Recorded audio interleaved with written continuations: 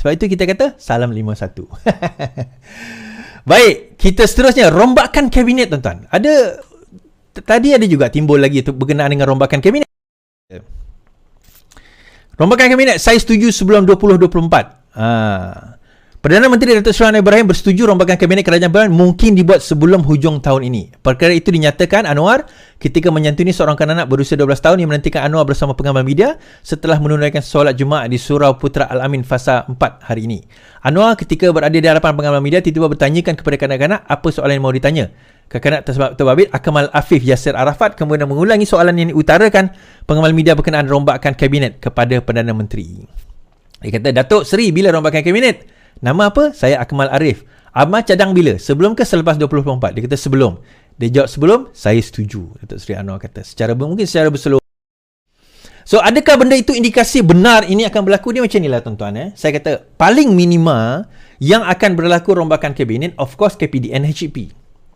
KPDNK akan berlaku rombakan kabinet dan ada beberapa nama dikatakan dipertimbangkan. Antara yang dikatakan dipertimbangkan daripada amanah adalah Sani Hamzan, dikatakan juga Adli, dikatakan juga adalah Dr. Mujahid. So ini adalah nama-nama yang berkemungkinan dipertimbang untuk nak dinaikkan.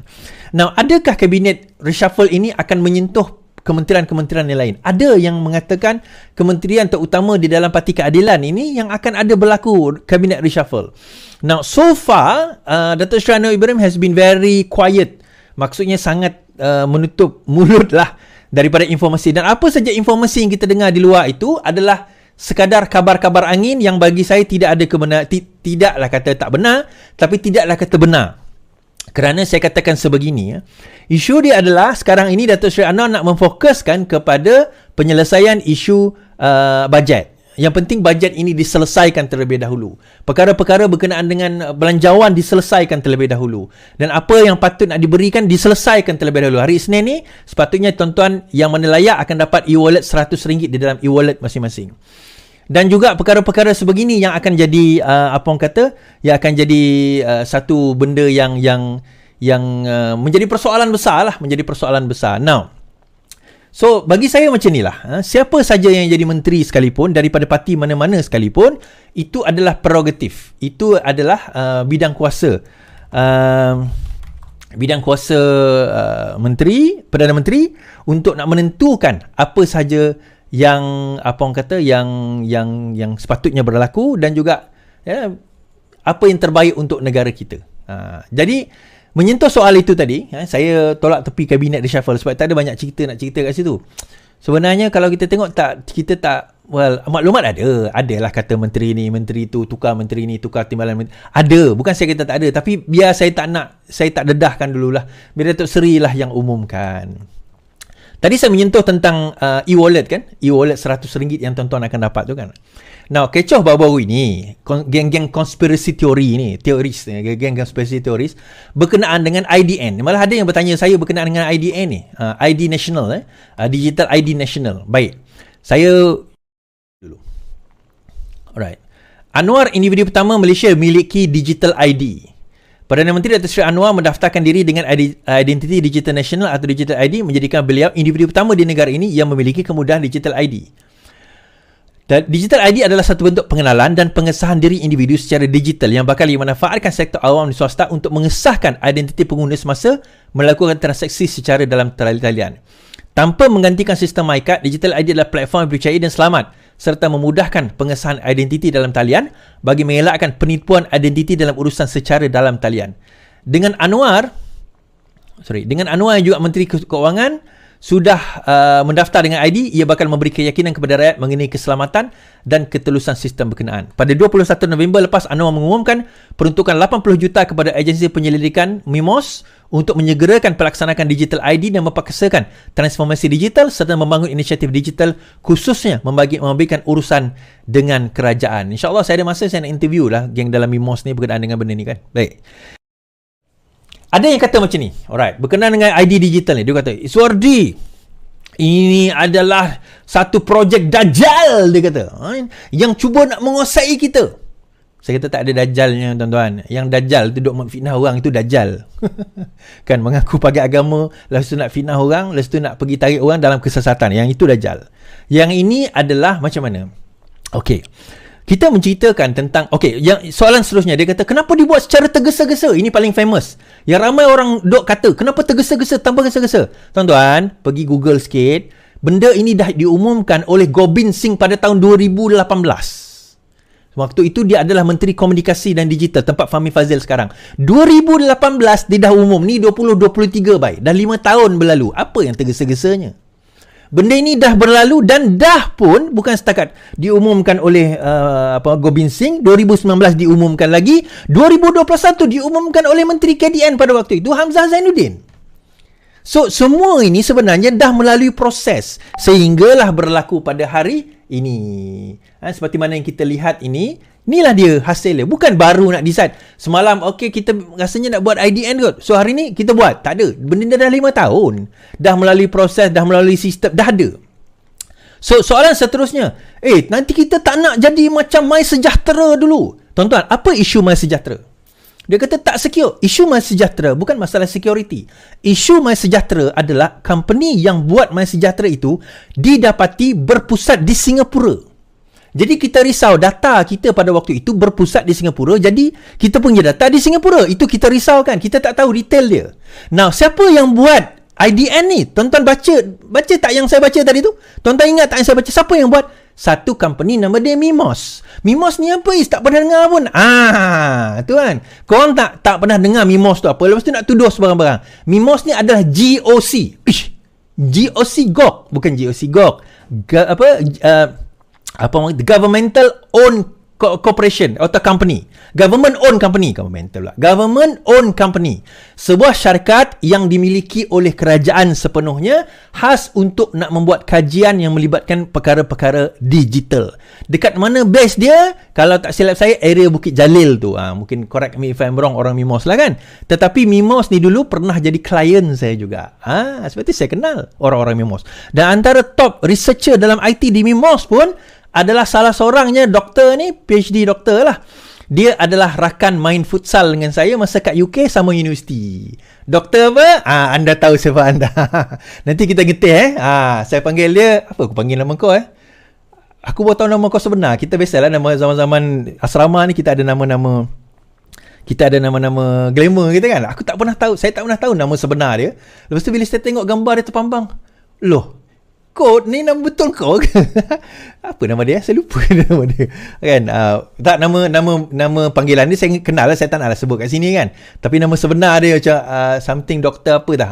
Tapi dia antara yang leading, bukan dalam projek ni lah, dalam dekat Mimos tu sendiri.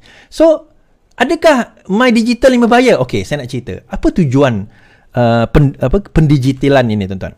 Salah satu komplain terbesar kita di dalam kerja kerajaan ni lah, terutama agensi-agensi kerajaan, ialah di mana satu agensi dengan satu agensi ni tak bercakap di antara satu sama lain. Saya bagi contoh, kalau seorang meninggal, JPN nak daftarkan meninggal itu, akhirnya tak pergi kepada SPR, walaupun dia dah meninggal, SPR tengok, rupanya dah meninggal tapi masih ada dalam senarai pengundi. So itu masalah, itu satu contoh. So macam mana kita nak tahu orang tu miskin? Macam mana? So kita ada beratus agensi federal, beratus agensi kerajaan negeri.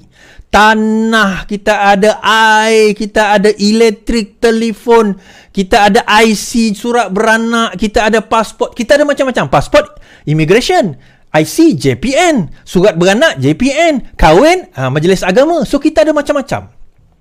Berbagai agensi masing-masing menyimpan data masing-masing secara digital. So, tidak ada satu data bersepadu. So, akhirnya setiap kali kita nak pergi satu agensi, kita kena isi borang. Pergi satu agensi, isi borang. Pergi bank, isi borang. Isi borang. Kemudian berlaku juga scammer, tuan-tuan. Apa scammer yang berlaku baru-baru ini? Antaranya, mereka guna IC kita, boleh beli nombor telefon. Dengan semudah itu mereka boleh beli nombor telefon hanya kopi IC, dan ada juga kes di mana mereka boleh buat loan dengan IC kita, kopi IC. Sebab tu berhati-hati kalau nak putus IC. So akhirnya dengan IDN ini kita kena increasekan security.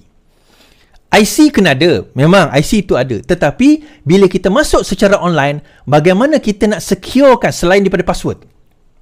Kalau kita faham blockchain, konsep blockchain, bagaimana dia buat hash, bagaimana dia akan buat satu key untuk kita, dan dia macam umpama kalau kita bayangkan rumah, dia ada dua kunci. Satu kunci daripada pemegang orang itu dan satu kunci pada kita. Sesiapa lain tak boleh buka sistem kita melainkan dia ada kunci kita.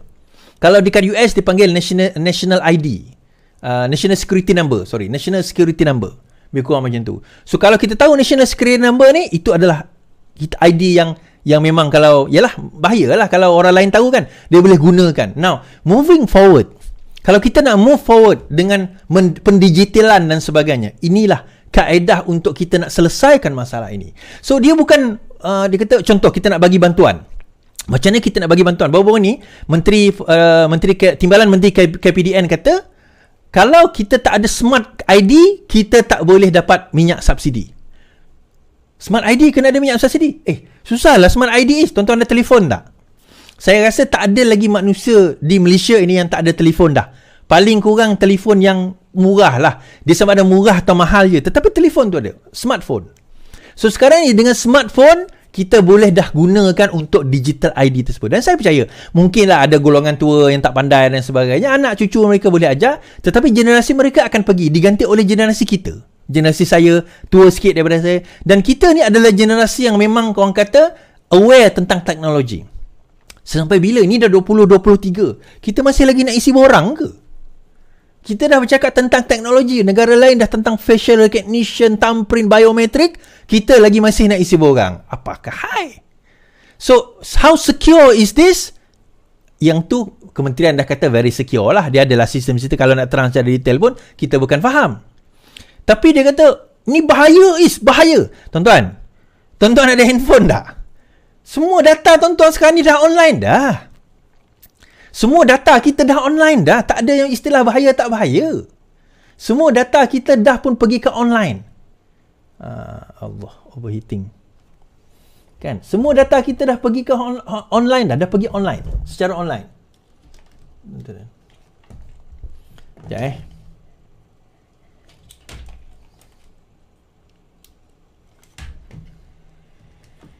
Okay, sorry.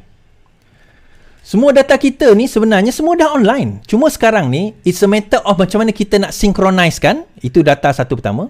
Synchronise-kan semua data tersebut. Selepas itu, bagaimana kita nak, what do you call that? Nak jadikan dia sebagai satu data yang lebih secure melalui teknologi terkini. Saya detail teknologi tak adalah saya cerita lah. Tetapi teknologi terkini. Yang tu kita kena faham dan kita kena tahu. Baik. So, habis kat situ. Kita masuk cerita politik pula tuan-tuan. Yang tu tadi penaja. Okay. So, malam ni saya nak cerita pendedahan saya, apa kaitan Raja Petra dengan pertubuhan antarabangsa yang dikenali sebagai Illuminati untuk menjatuhkan kerajaan Malaysia kerana ketegasan Datuk Seri Anwar Ibrahim menentang eksionis. Dan Raja Petra telah mendapat dana untuk tujuan ini, memfitnah dan kena jatuhkan Datuk Seri Anwar Ibrahim. Kegagalan dia tak berani datang kat Malaysia tuan-tuan.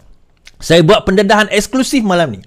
Bagaimana yang kat Malaysia ni, Papugari ke Papagomo ke apa semua tu yang macam-macam dia tu, dia orang tak tahu. Dia orang ambil, dia orang sebarkan je. Dia orang tak tahu what's going on, termasuk apa yang berlaku dalam cerita Wahab. Wahab U-turn ke? Wahab, kita cerita. Dan saya ada pendedahan eksklusif juga tentang Wahab. Dan kenapa saya put so much interest tentang Wahab ni? Sebab saya kata ini bukan cerita Wahab, ini bukan cerita Agus. Ini bukan cerita Wahab, ini bukan cerita Agus, ini bukan cerita Mr. H. Ini cerita bagaimana satu, saya dah dedahkan sebelum ni, kalau tuan-tuan ikut saya kata ada satu konspirasi seks akan digunakan sekali lagi terhadap Datuk Seri Anwar Ibrahim. Ini adalah stage pertama. Ini adalah stage pertama. Dan geng-geng antarabangsa ini yang telah menggunakan orang kita melalui wakil daripada UK itu dinamakan Raja Petra. Raja Petra, beliau telah digunakan sebagai alat untuk menjatuhkan kerajaan ini melalui satu lagi skandal seks. Ini baru permulaan tuan-tuan. Lepas ni akan ada lagi. Jangan terkejut kalau saya kata. Dan saya pernah dedahkan sebelum ini. Saya kata akan ada. Okay, kita akan cerita. Tapi sebelum itu, kita to the point dulu.